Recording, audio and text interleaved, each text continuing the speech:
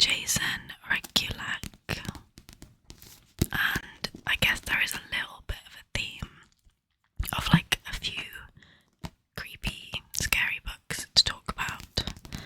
But yeah, this is a book that I got quite recently, and I was really excited to read it. It is kind of more of a thriller than a horror, which I wasn't expecting, but the storyline is that there is a young girl called Mallory, and she has a little bit of a troubled life up to the point that we meet her, and she is trying to start over. She takes a job as a nanny, like a live-in nanny, with a family who have one small child, and that is a boy called Teddy. And the setup is basically the child starts drawing these super creepy pictures that depict a woman being attacked, like dragged through a forest, buried, etc., etc. So Mallory starts to go on a kind of mission to uncover what on earth is going on. The parents kind of try and like brush it all aside. They take the kids' drawing equipment away, and then things just like carry on and escalate, and it's all about Mallory trying to navigate the situation with the child, understand what on earth is going on, because a child should not be drawing pictures of someone being killed. And what really drew me to this book is the fact that you get to see some of the pictures, I think all of them actually, recreated in the book. So let's see if I can find a good example. Yeah, this is a really good one. So there is the picture, I hope you can see it. The very creepy with this stick figure man essentially shoveling dirt onto a woman in a grave. So I think that is such a unique and interesting element to the book, and the fact that these really sinister depictions and set scenarios are like juxtaposed with the like childlike drawings, especially to start with, because the drawings kind of change a little bit as the book progresses. But especially to start with, I think that is such a good contrast of like the childlike innocence and then, like I say, these creepy things that you're seeing in the pictures. So what did I think about the book? Well, I enjoyed it. I thought the writing was really good. In particular, I would like call out the opening chapter, I think it was, which I thought was a perfect example of a really good scene setting, building up a picture of a character, and a little bit of exposition, but done in a really interesting way, which reveals enough for you to kind of start to know the setting and the character, but not like spoon feeding you. It just kind of like giving you a good idea of the character's backstory. I thought it was done so well in the opening chapter. So yeah, really good writing. In that sense, I think there was like a good element of creepiness to it. Like I say, the pictures definitely help.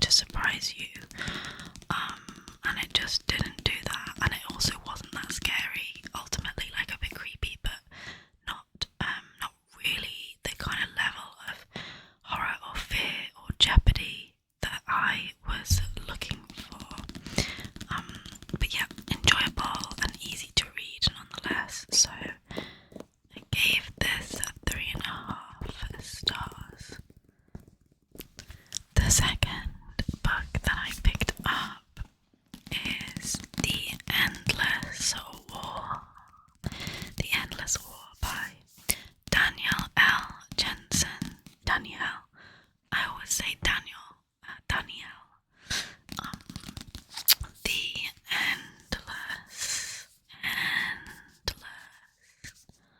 War. This is the fourth book in the Bridge Kingdom fantasy series, which I've been making my way through. And yeah, this was a good book. I obviously can't really tell you too much about it because it's the fourth book and I don't want to give any spoilers. So what I will say very briefly is that I enjoyed this book. I've said it for the other three in the series. I think that this author does a really good job of world building and politics, and that side of fantasy I think is developed really, really well. And I do think that the characters again are kind of built in a really kind of realistic way.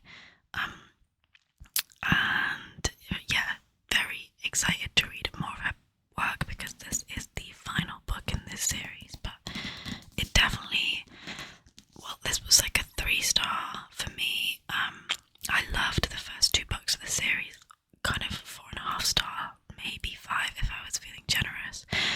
And then the second 2 I just didn't connect with quite as much because of the relationship in the first 2 books, that it's kind of like a romantasy, I guess, and I preferred that setup because that was like really hardcore, like enemies to lovers and kind of a bit of a forbidden love, like spying situation, treachery and that kind of thing. And this was more like forbidden love, so it follows the heir to the throne in one kingdom who is at war with this other kingdom where the other character is a general. So they like shouldn't like each other, but they do, and then this just kind of wraps up their story. And I thought it was good. I loved the first part of it, and then it felt like it lost its way a bit, and I got a little bit bored of it. Or that's harsh. Like I just lost a little bit of interest throughout. So it was still really good. Like I say, still keen to see some of her other work at some point. But yeah, 3 stars for this one. The third book I picked up was a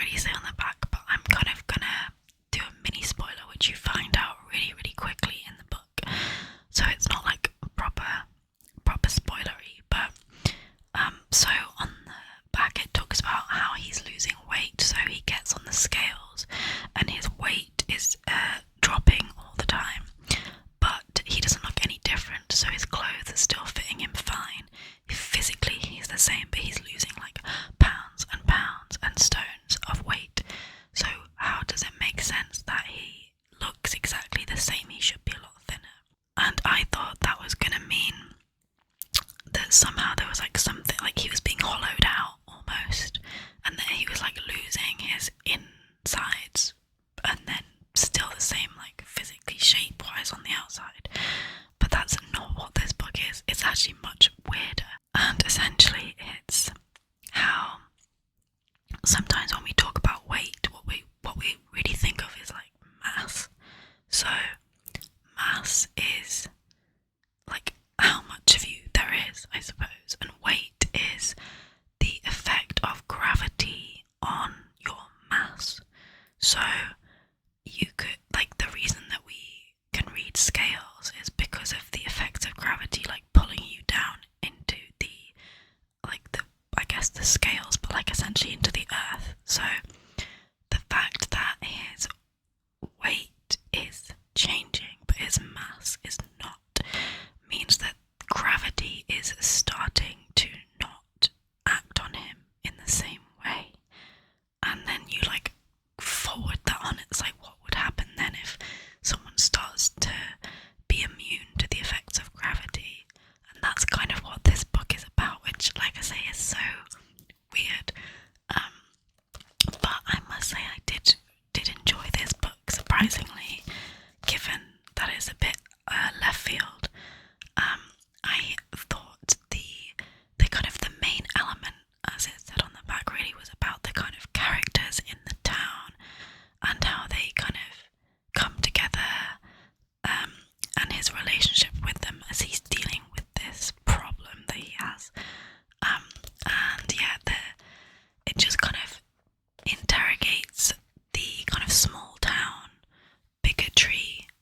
So that the two women that are together, and they face a lot of prejudice, and Scott ends up kind of involved in that, and it explores that, and I thought that was really interesting. I felt really invested in the relationships and the characters.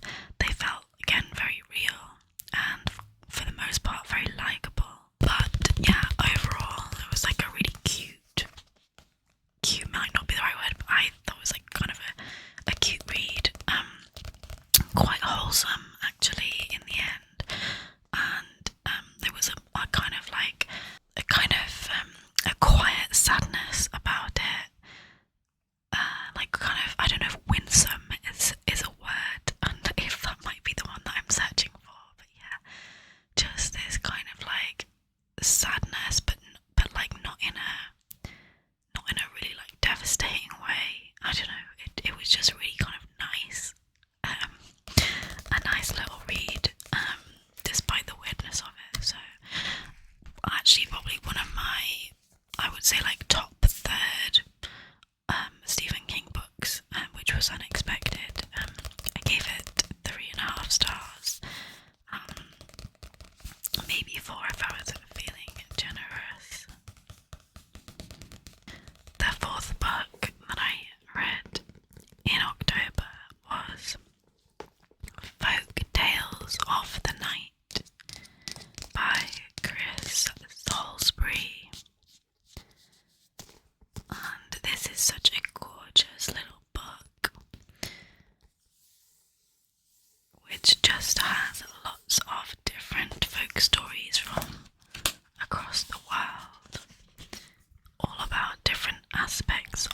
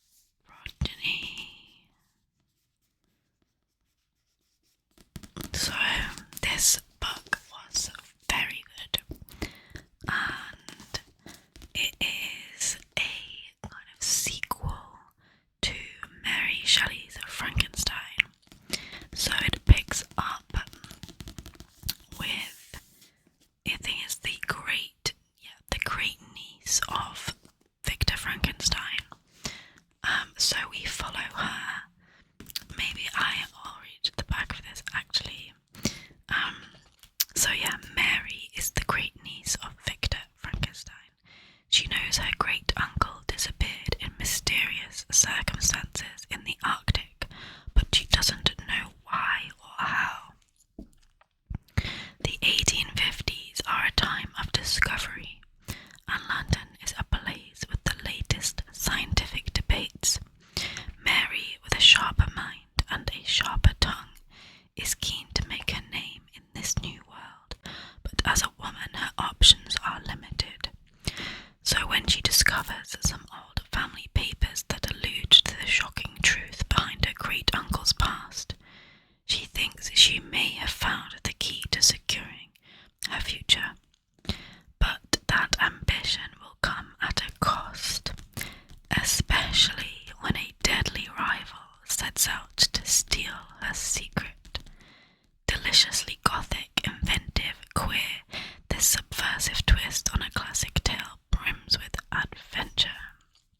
So, yes, basically Mary and her husband end up kind of in a situation, and they find the kind of notes of Frankenstein, and they set about trying to recreate essentially his scientific experiments and work, but they don't want to resurrect, they want to create a human. They essentially try and do it with non-human.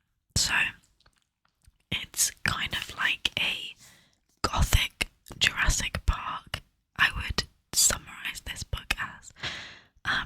But I really enjoyed it, and I actually think this is the kind of book that you really enjoy reading it at the time, but then even after you've finished it, it still sticks with you and it kind of grows in your heart and your mind, and you end up loving it even more with time.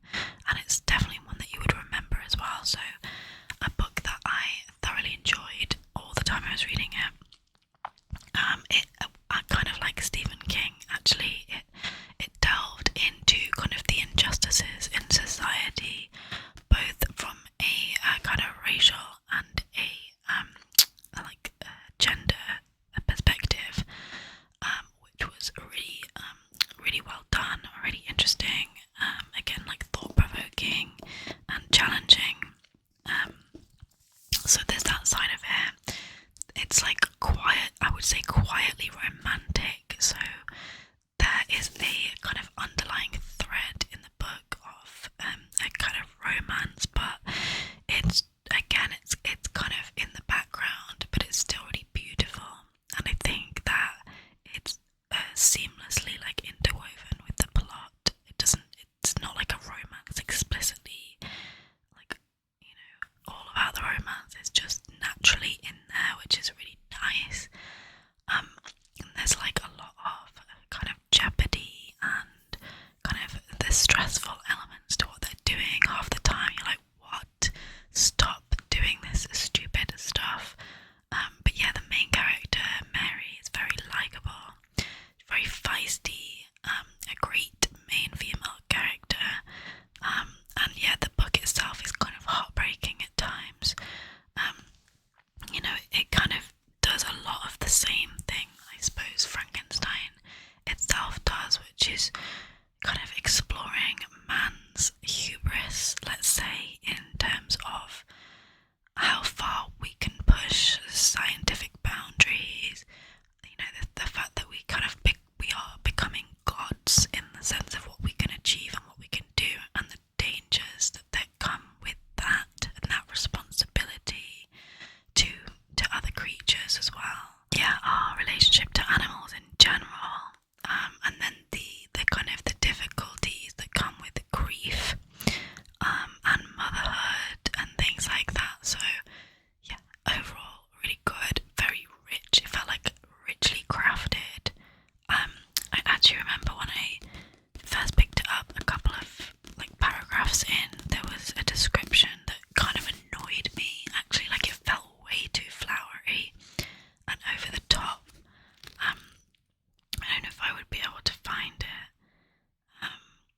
don't know why this annoyed me. It's like the very first like paragraph. It talks about how the slivers of sunlight that cut into the room, casting each mote of dust in gold, and then it kind of a little bit, and it says it turns the air to honey, and I don't know why that annoyed me a little bit, and I didn't think I was going to enjoy the writing in this book.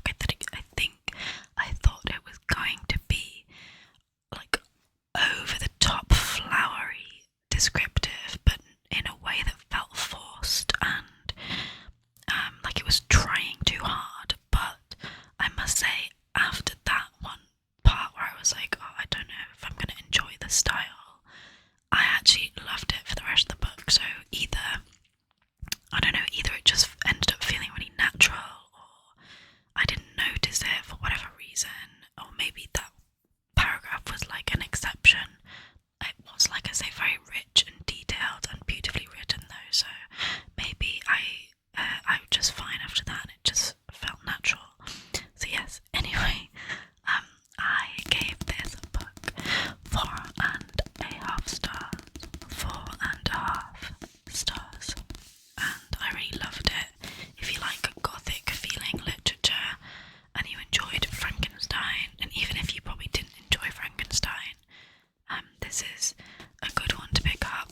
Obviously, it's recently written, so it doesn't come with the challenges that you face when you're reading a classic. And Frankenstein, it's not super hard, but it's not the easiest of reads. So yeah, definitely, I would recommend this one if you like a kind of gothic, interesting, different kind of book. Book number 6. Book number 6 is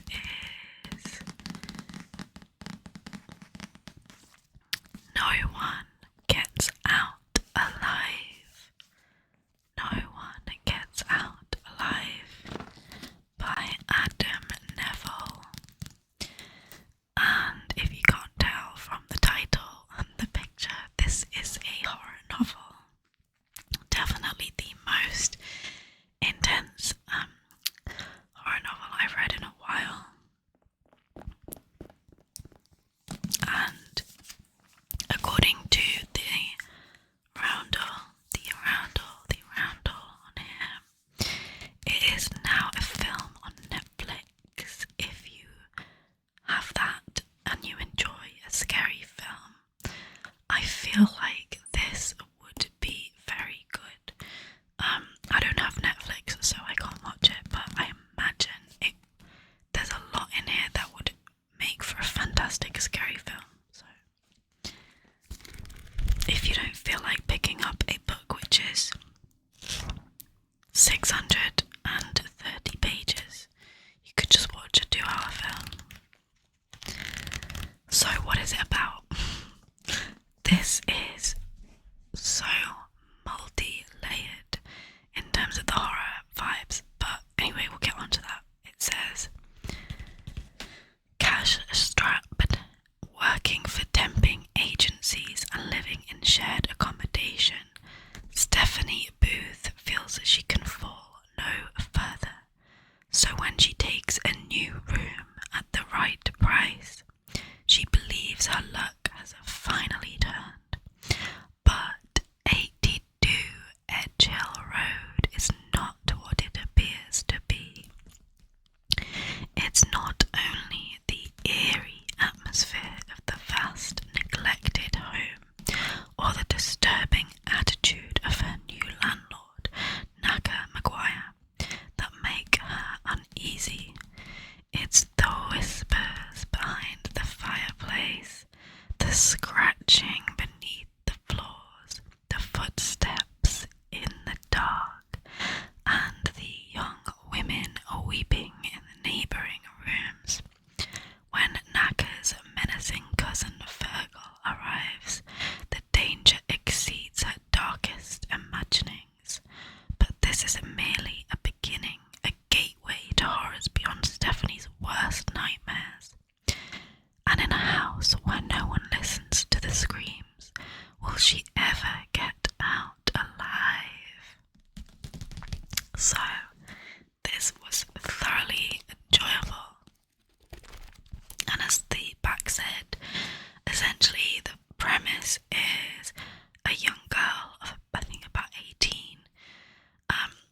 has, limited options. She's got really no like financial resources. She's like, living on her last pounds.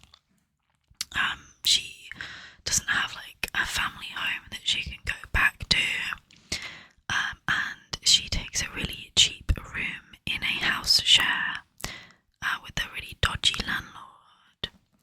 And on her very first night, which is essentially like the first chapter, she starts to realise that this house is not one that she should really be staying in. The first night she's there, she hears voices coming from the fireplace, a woman whispering, and then she hears some rustling under her bed, the sounds of kind of scratching, tapping, and plastic kind of moving, like polythene being rustled. And then she hears footsteps, she feels like something's in the room with her. So that's kind of where we meet Stephanie. But yeah, like I said, multi-layered horror. This was a very good read. Did it make me petrified? No, but it definitely did register on my fear scale. I would say it got it like a little bit ticking over. Moments of slight, like a slight kind of fear, and something that stays in your head. And I think the great thing about this book is how not only is the kind of supernatural element to it quite creepy and well done, but the human characters, the landlords in it, and the whole human element to this book is also really scary, and I love that.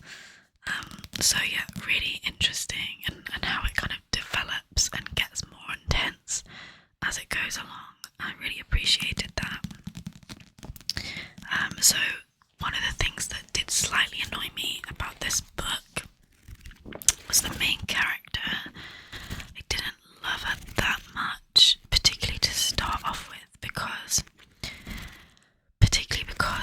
she felt kind of entitled, which sounds ridiculous given her circumstances that I've described, but the way she treats her ex-boyfriend and the kind of assumption that he should just be there to help her out really annoyed me. So she's sort of monologuing in her head and thinking like, oh, I can just go, I'll like call up my ex-boyfriend again and like just ask to borrow money or to like sleep on his floor or something. And then she was sort of like bemoaning that there might be some like emotional manipulation on his side if she was to go and stay with him. And I'm thinking, surely you're the one that's emotionally manipulating an ex who you broke up with to like manipulate them to be like, oh, I need help, like I'm gonna come and crash on your floor, like, oh, I want to borrow money from you. Like, this is an ex-partner that you've broken up with. Like, how is that fair to just turn up and be like, you need to help me out? And I don't know, like, why are you relying on your ex-partner? So that really annoyed me about the main character. But that's fine, like, it's okay, I guess, that we don't always have to like be fully on board and love our main characters. They can be morally grey or like not perfect people, so I guess that just makes it more realistic rather than just being like a perfect person. So yeah, that was just like something to little rant to have about that. I think that the book could have maybe been a tad shorter. I think that certainly there were elements of a little bit of repetitiveness occasionally in terms of retelling us something that's already happened. We don't need it to explain that again, because we've seen it like 100 pages before. We know what's happened. So I think it could have just been a little bit more condensed. But I actually really liked how the plot developed, because there was a point where, say halfway in, I was thinking, how on earth is this all